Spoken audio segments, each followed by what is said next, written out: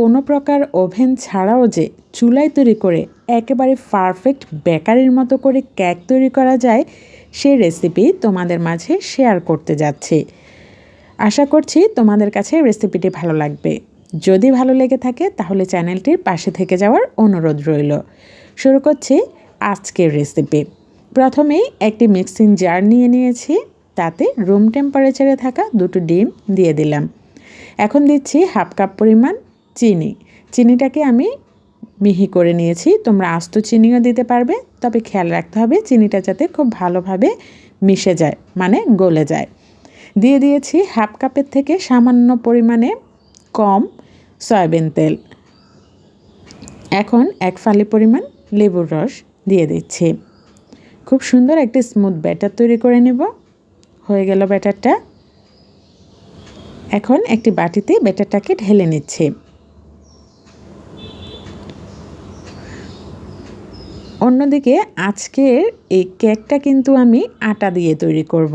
নিয়ে নিয়েছি এখানে 1/2 কাপ পরিমাণ আটা। আটাটাকে আমি সুন্দরভাবে চেলে নিয়েছি। এখন দিয়ে দিচ্ছি 2 টেবিল চামচ পরিমাণ কর্নফ্লাওয়ার। এই কর্নফ্লাওয়ারটাই কিন্তু এই কেকটাকে সুন্দরভাবে ফুলিয়ে তুলবে এবং পরবর্তীতে যে অনেকে আছে না যে কেক ঠান্ডা হয়ে যাওয়ার পরে চুপসে যায়, কিন্তু এই কর্নফ্লাওয়ারটার কারণেই কিন্তু কেকটা চুপসে যাবে না। দিয়ে দিচ্ছি এখানে 2 টেবিল চামচ পরিমাণ পাউডার মিল্ক, সাথে 1 চামচ পরিমাণ বেকিং পাউডার। তো এখন এই সমস্ত উপকরণ আমি একটু একটু করে যে স্মুথ ব্যাটারটা তৈরি করে নিয়েছিলাম ডিম দিয়ে, ওটার সাথে একটু একটু করে নিয়ে এই আটার মিশ্রণটাকে আমি মিশিয়ে নিচ্ছি। একসাথে সবগুলো দিয়ে দিব না, একটু একটু করে এই মিশ্রণটাকে মেশাতে থাকবো। আর এইভাবে আলতো হাতে হুইস্কির সাহায্যে বা কোনো চামচের সাহায্যে আমি সুন্দরভাবে এই ব্যাটারটাকে সুন্দরভাবে তৈরি করে নিচ্ছি।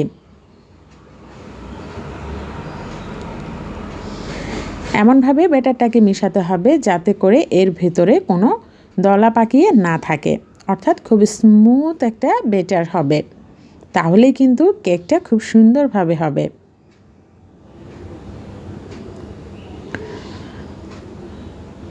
তো মিশাতে মিশাতে কিন্তু ব্যাটারটা একদম রেডি হয়ে গেছে। তোমরা দেখতে পাচ্ছ এই ব্যাটারের ঘনত্বটা ঠিক কীরকম। এখন আমি যে পাত্রে কেকটাকে সেট করব ওখানে একটু তেল ব্রাশ করে নিচ্ছি।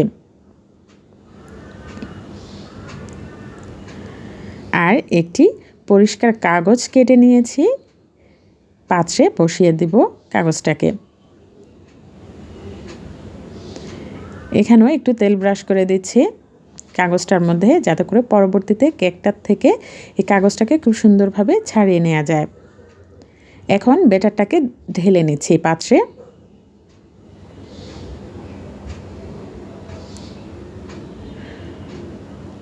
সম্পূর্ণ ব্যাটারটাকে ঢেলে নিচ্ছি। সম্পূর্ণ ব্যাটার ঢালা হয়ে গেছে। এখন এই পাত্রটাকে একটু ঝাঁকিয়ে দেব যাতে করে ভেতরের বাতাসটা বের হয়ে আসে। অন্যদিকে চুলায় আমি আগে থেকে হাঁড়িটা বসিয়ে নিয়েছি, অর্থাৎ একটু গরম করে নিয়েছি, যেরকম আমরা ওভেন ফ্রি হিট করে নিই সেই রকমই বিষয়টা। আর এই ক্ষেত্রে কিন্তু পাতিলটা একটুও নষ্ট হবে না, শেষে আমি দেখিয়ে দেব। আর ঢাকনাটা দিয়ে দিয়েছি। এক্ষেত্রে অবশ্যই সিলভারের ঢাকনা দিতে হবে এবং ঠিক 35 মিনিট পরেই কিন্তু ঢাকনাটা তুলতে হবে। তার আগে একবারের জন্য ঢাকনাটা তোলা যাবে না। ঠিক আগুনের পরিমাণটা এরকমই ছিল। 35 মিনিট পর আমি ঢাকনাটা তুলছি। দেখুন কেকের কালার দেখেই বোঝা যাচ্ছে কেকটা কিন্তু হয়ে গেছে। তাও আমি একটি কাঠির সাহায্যে চেক করে নিচ্ছি। দেখুন কাঠিতে কিছু লেগে আসেনি, তার মানে কেকটা পারফেক্টভাবে হয়ে গেছে। তুলে নিচ্ছি কেকটাকে। এই যে দেখুন পাতিলটা ঠিক যেরকম ছিল সেরকমই আছে, একটুও কিন্তু নষ্ট হয়নি। আর কেকটা দেখে আপনারা বুঝতে পারছেন, এই যে উপরে নিচে সবটাই দেখিয়ে দিচ্ছি যে কেকটা পুড়ে গেছে না, খুব সুন্দর একটা কালার এসেছে। ঠিক যেরকম আমরা বেকারি থেকে কেক নিয়ে আসলে দারুণ একটা কালার আসে, ঠিক সেরকমই কালারটা এসেছে। আর কেকটা কতটা সফট হয়েছে দেখুন, একেবারেই স্পঞ্জি। তো চুলায় তৈরি করেও কিভাবে এতটা সুন্দর কেক তৈরি করে নিতে পারবেন আশা করছি দেখেই আপনারা বুঝতে পেরেছেন। দেখুন আমি কেকটাকে স্লাইস করে নিয়েছি, দেখে মনে হচ্ছে যেন আমি বেকারি থেকে কোনো কেক নিয়ে এসেছি, এখন স্লাইস করছি। এতটাই লোভনীয় লাগছে, খেতেও কিন্তু দুর্দান্ত হয়েছে। আশা করছি আপনারা রেসিপিটা দেখে যে কেউ এখন এভাবে খুব সহজেই বাসায় কেক বানিয়ে নিতে পারবেন।